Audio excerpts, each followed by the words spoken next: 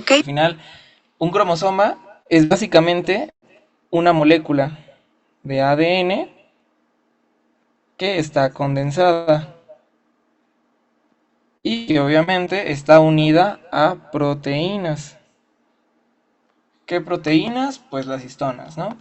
Entonces, ¿cómo se va a compactar una molécula de ADN a un cromosoma? Pues ya básicamente es lo que venía en el video, lo que nos explicó la doctora, que primero se van a formar los octámeros, luego se forman los nucleosomas, el selenoide y luego la cromatina. Entonces ahí es donde entra toda esa secuencia de compactación del ADN. Entonces, ¿dudas con eso? No. No, no. Entonces, 46 moléculas de ADN, cada una se compacta y nos forma un cromosoma, formándonos al final 46 cromosomas. Eso es lo que hay en cada una de nuestras células. Para aquí, pues es muy importante que se aprendan la segmentación, digo, la compactación del material genético. Por ejemplo, me acuerdo que había una que decía, ¿qué nombre recibe el producto que es la unión o que está conformado por ADN más proteínas? Y pues bueno, la respuesta era cromatina. La cromatina no es otra cosa más que el ADN, o sea, estas tiritas unidas a proteínas, en este caso las histonas. Pero como dije, aquí lo que les preguntan son los conceptos, no les van a preguntar pues todo lo bioquímico. A ver, otro concepto muy importante para poder entender lo de las moléculas señalizadoras y los factores de transcripción, pues simplemente es el concepto de promotor. No sé si lo han escuchado. Ah, bueno, y otra cosa muy importante de la cromatina. De esta pues tenemos dos, ¿no? La eucromatina y la heterocromatina. Según el video que acaban de ver, ¿cuál de estas es la que está activa? Eurocromatina. La eucromatina, exactamente. Y la heterocromatina pues se va a dividir en dos, ¿no? Pero pues esta principalmente va a estar muy condensada y por lo tanto va a ser inactiva. Por lo tanto se dice que esta está metilada. Pero bueno, ahora sí. Volviendo con esto, promotor. Entonces, básicamente tenemos nuestra cadena de ADN. Y como sabemos, va a estar formada por una secuencia de nucleótidos. Entonces, el promotor, ¿qué es? Entonces, básicamente el promotor es una región del ADN, o es decir, es una secuencia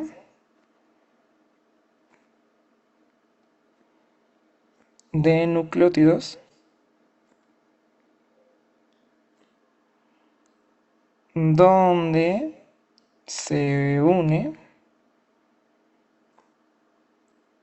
la RNA polimerasa. ¿Para qué nos interesa saber esto? Porque es esta enzima la que se encarga o la que lleva a cabo el proceso de transcripción. Si recuerdan lo que les mencionó la doctora, la transcripción dentro del dogma central de la genética es básicamente pasar de ADN a ARN. Entonces, ese es el promotor, es una secuencia del ADN donde se va a poder unir nuestra ARN polimerasa. O dicho en otras palabras, es la secuencia de nucleótidos que es reconocida por la ARN polimerasa y poder iniciar la transcripción. Entonces, promotor es el sitio donde inicia la transcripción, ¿ok?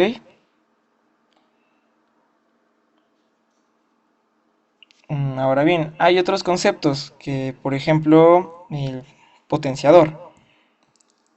Entonces, ¿qué es un potenciador? Un potenciador básicamente es el sitio en el que los factores de transcripción pueden unirse al ADN. Y básicamente esa unión favorece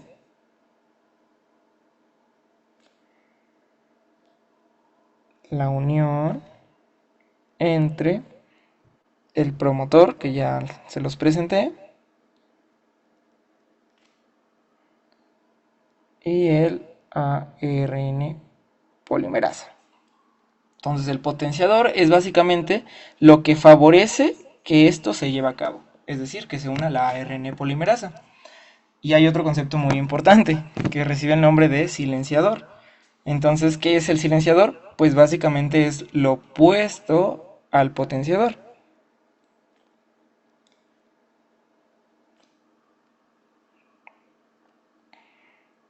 Es decir, es el sitio en el que los factores de transcripción, al unirse, pueden, en este caso, inhibir o bloquear el sitio de unión del potenciador.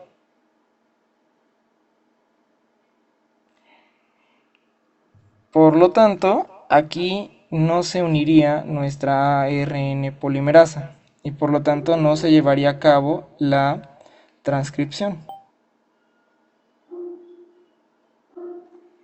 Ahora bien, por otra parte, aquí estamos mencionando algo pues que llevamos ya un rato diciéndolo, ¿no? El factor de transcripción. ¿Qué es un factor de transcripción?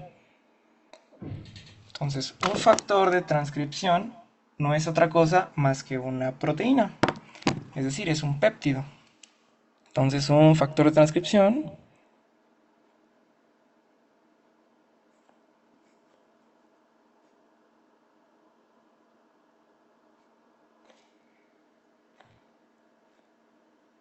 es un péptido que al unirse al ADN, ¿en donde? En la zona potenciadora,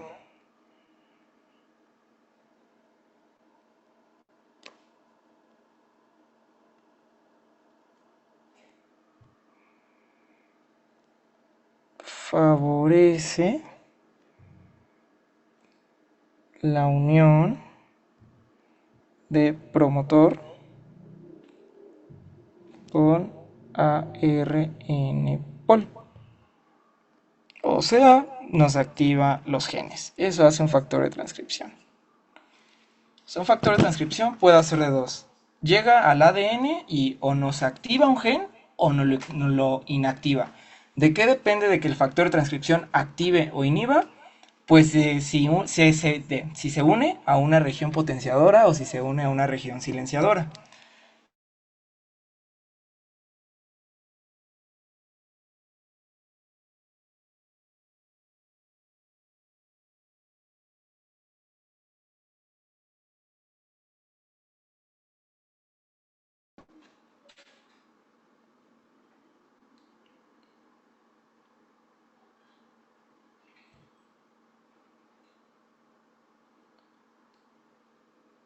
¿Sí? ¿Se les queda o tienen alguna duda? Ah, no, sí lo entendí. ¿Qué define el silenciador y el potenciador? ¿Mande? ¿Qué define cuál es el silenciador y cuál es el potenciador? Básicamente un potenciador o un silenciador es un factor de transcripción. Lo que le va a dar su nombre es el cómo se va a comportar ese factor de transcripción. Si va a activar genes, recibe el nombre de potenciador, porque favorece la unión del promotor con la ARN pol.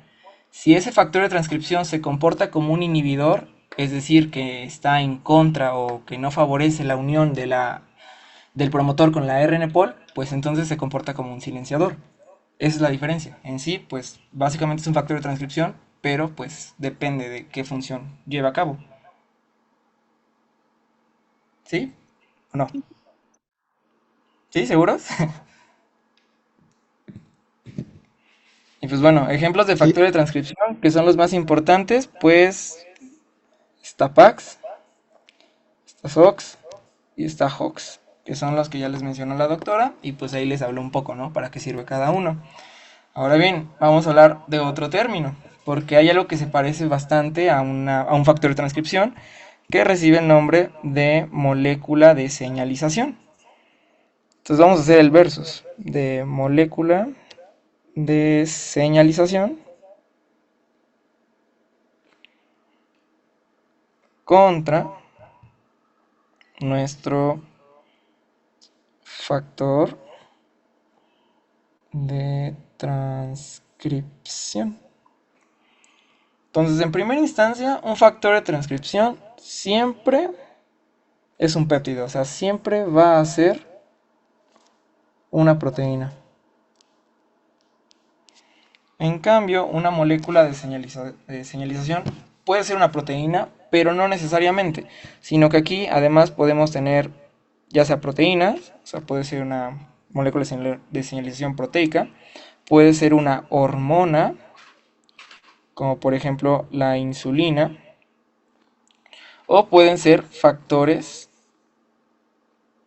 de crecimiento, que son los que les mencionaba la doctora, ¿no? FGF, TGF-beta, etcétera. Los vamos a estar viendo a lo largo del curso. Y entre las moléculas de señalización importantes también estaría WNT y Sony Headshock.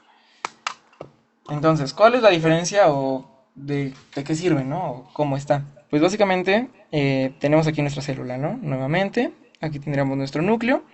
Y básicamente esto de aquí representaría a nuestra membrana celular. Y en nuestra membrana celular vamos a tener receptores de diferentes tipos. Lo importante de aquí es que las moléculas de señalización nunca van a atravesar la célula, o sea, no la pueden penetrar. La única forma de estimularlas es por fuera, es decir, por los receptores de la membrana. Entonces llega nuestra molécula de señalización, es captada por los receptores de la membrana de nuestra célula y esto va a desencadenar una cascada de señalización.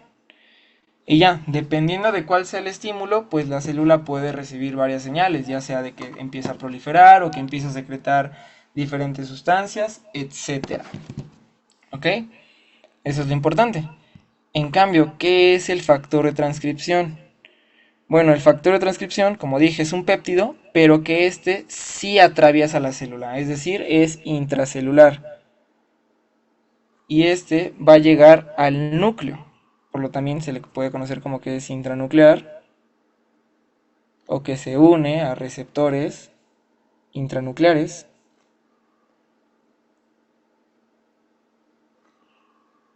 Por lo tanto, los factores de transcripción, como dije, van a actuar directamente sobre el DNA, o sea, sobre el material genético. Si activan genes, se van a comportar como un potenciador, y si no, como un silenciador. ¿Sí les queda la diferencia entre molécula de señalización y factor de transcripción? Sí, ¿Seguros? Sí, ¿Tienen nos, alguna duda con estos sí. conceptos? Pues va, para iniciar con la siguiente clase, que es de cromosomas. Si tienen alguna Solo, duda, pues, solo algo rápido. ¿Qué es la cascada de señalización? Es que me perdí en lo de la molécula de ¿qué es la señalización, en cascada esa de parte de la señalización? cascada. Mira, está la célula, ¿va? Entonces, en cuanto llega una molécula de señalización, esta se va a unir a la célula. Pero para poder unirse requiere sí o sí de un receptor. ¿Este receptor dónde va a estar? Pues va a estar en la membrana celular. ¿Por qué? Porque esta molécula de señalización por nada, o sea, no puede penetrar la membrana celular. Ya lo van a ver en histología el por qué no puede. Pero pues en general no puede. Entonces por eso requiere unirse a un receptor que por lo general va a estar afuera. Entonces una vez que llega el receptor, se va a liberar esto, que es la cascada de señalización, que básicamente van a ser vías moleculares que se van a activar secundariamente a que se unió o que se reconoció la molécula de señalización al receptor. Esa cascada de señalización pues puede ser de diferentes tipos, o sea, realmente pues no hay una específica, varían. En inmunología, una materia que llevarán el siguiente año, pues van a haber miles de cascadas de señalización. Pero pues como tal, básicamente es la respuesta de que el receptor reconoció una molécula de señalización. Gracias. Y el producto de esa cascada de señalización, pues va a ser una respuesta celular, ya sea que esta empieza a crecer, que esta célula empieza a proliferar o que empieza a secretar cosas, etc. O que activa otras células también. pero vean, no tiene una acción directa sobre el núcleo o sobre el ADN. Y otra cosa, el ácido retinoico. El ácido retinoico es un derivado de la vitamina A. Entonces el ácido retinoico pues realmente se usa para varias cosas, principalmente cosméticas, y de hecho se puede llegar a usar como tratamiento para el acné. No sé si alguno está en tratamiento con ello. Pero bueno, lo importante de aquí es que el ácido retinoico, como tal, es una molécula de señalización. Pero se comporta como un factor de transcripción. ¿Cómo así? Pues básicamente llega aquí nuestro ácido retinoico, va a ser reconocido por uno de los receptores, va a desencadenar una cascada de señalización y esto va a activar a un receptor que va a ser intranuclear. Que si no mal recuerdo... Uy, a ver, permítanme, ¿cómo se llamaba este receptor?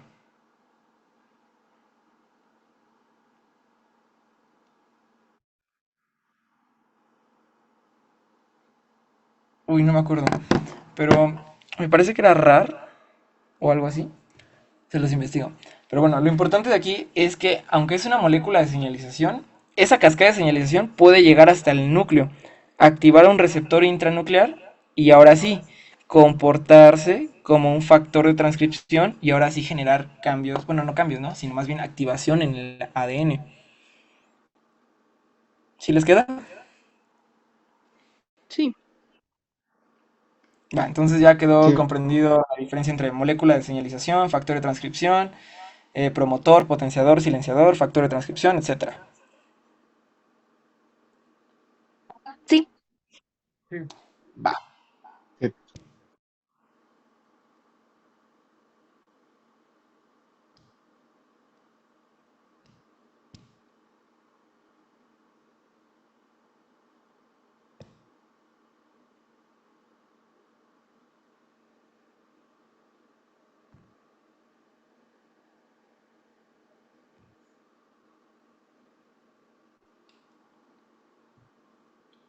Voy a reproducir el video, me dicen si se escucha o si tienen alguna duda o si quieren que le regrese en alguna parte.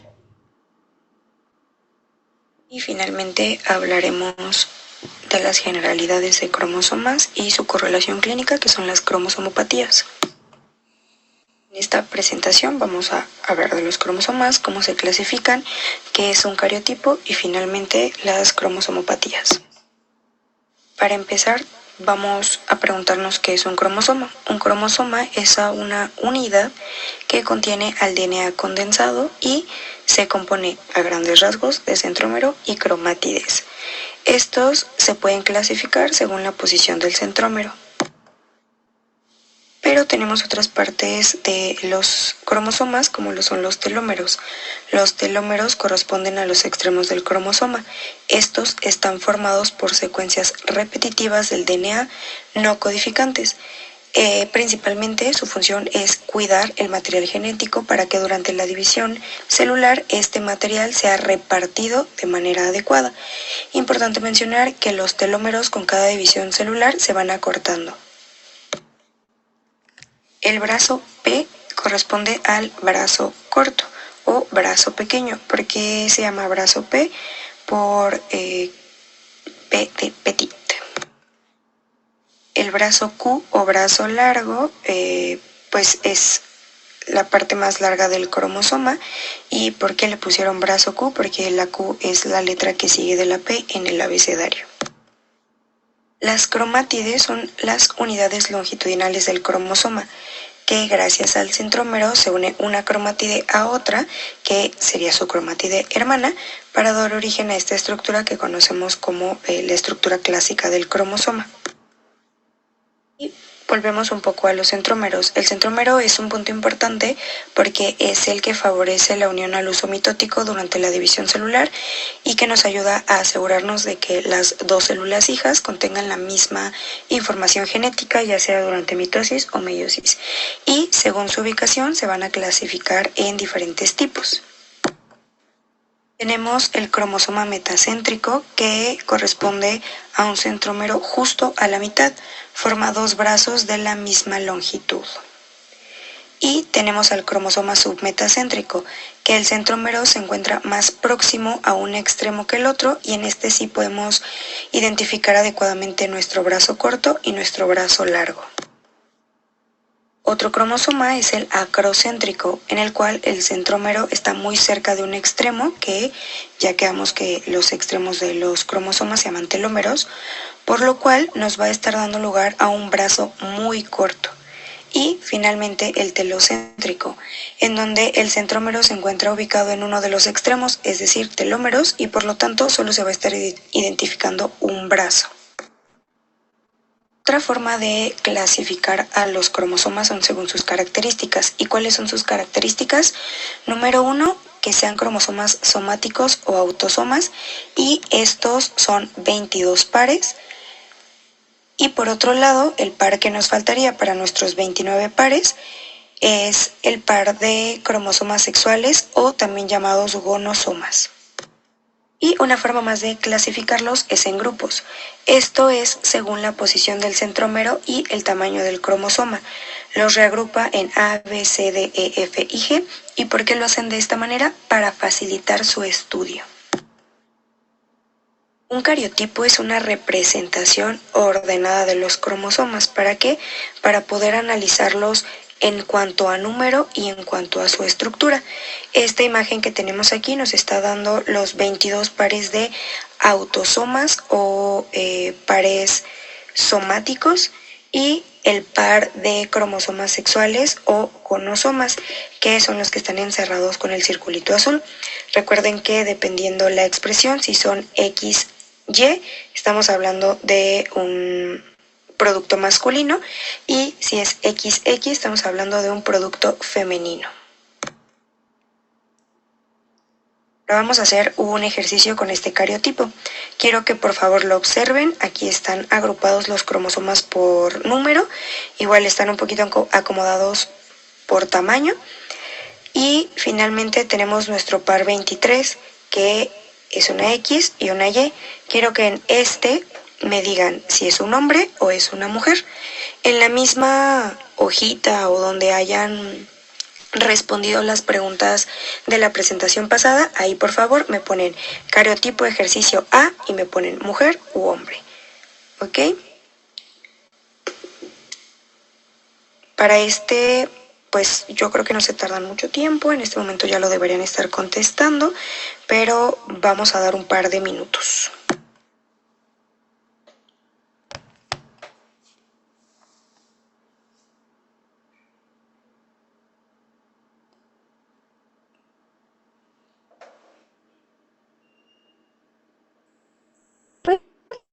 Repite instrucción, por favor, es que se me trabó. Mira, está el cariotipo, que es este de aquí, y lo que te está preguntando es que en base a los cromosomas que están aquí, o sea, el cariotipo, que respondas si es un hombre o si es una mujer, es decir, si este cariotipo corresponde a un hombre o a una mujer.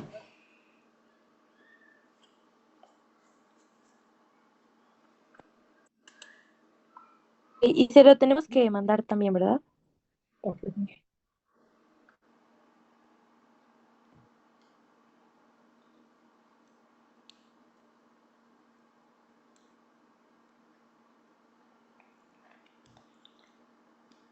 Bueno, me imagino que esto Y es por acá exactamente tenemos lo otro mismo. ejercicio de un cariotipo. Tenemos nuestros 23 pares, 22 autosomas y nuestro par sexual. Entonces, tenemos los dos en la X, como lo podemos observar. Igual en su hojita, por favor, pónganme cariotipo ejercicio B y me ponen si es un hombre o una mujer. Yo creo que también ya lo pueden estar contestando, pero un par de minutos para que lo puedan anotar.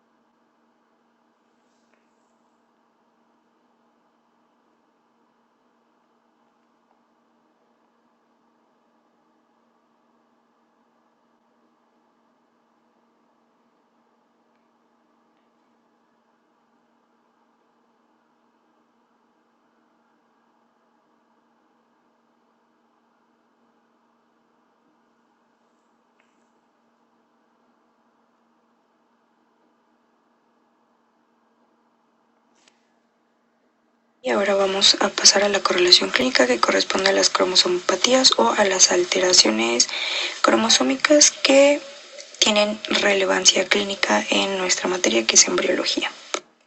Dentro de las anomalías estructurales, en primer lugar tenemos a la duplicación. La duplicación hace referencia a la presencia de una copia adicional de un segmento de ADN que puede ir desde algunas bases nitrogenadas hasta un cromosoma completo.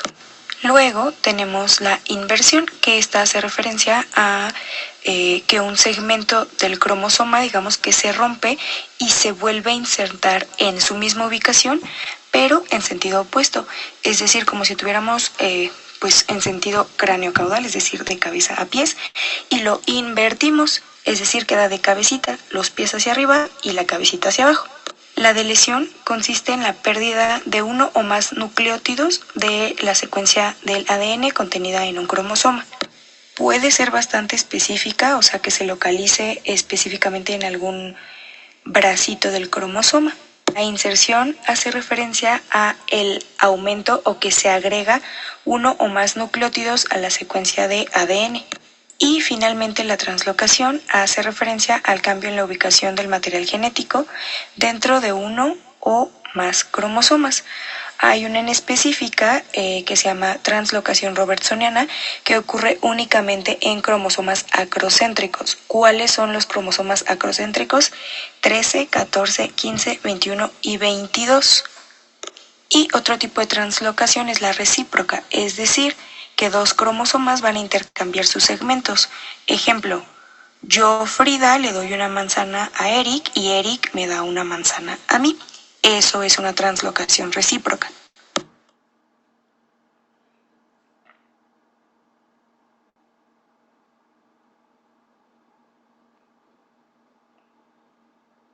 De hecho, esas que menciona que es recíproca también recibe el nombre de translocación balanceada, porque como tal no se está perdiendo material genético, únicamente se está cambiando material genético, o sea, se está pasando de un cromosoma a otro.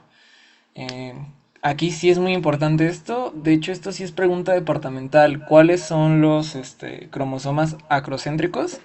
Y son, como dijo, 13, 14, 15, 21 y 22. Porque va a haber un tipo en el cual se van a desarrollar las trisomías y justamente es por algo que se conoce como translocación robertsoniana. Y justamente esta translocación robertsoniana es esto que mencionaba de que se van a intercambiar material genéticos de un cromosoma a otro totalmente diferente, pero únicamente ocurre entre cromosomas acrocéntricos. Por ejemplo, puede ser que el cromosoma 21 le pase material genético al 14. O por ejemplo, en la síndrome de Patau, me parece, ocurre igual una translocación en la cual va a haber un intercambio entre el 13 y el 14. ¿Va?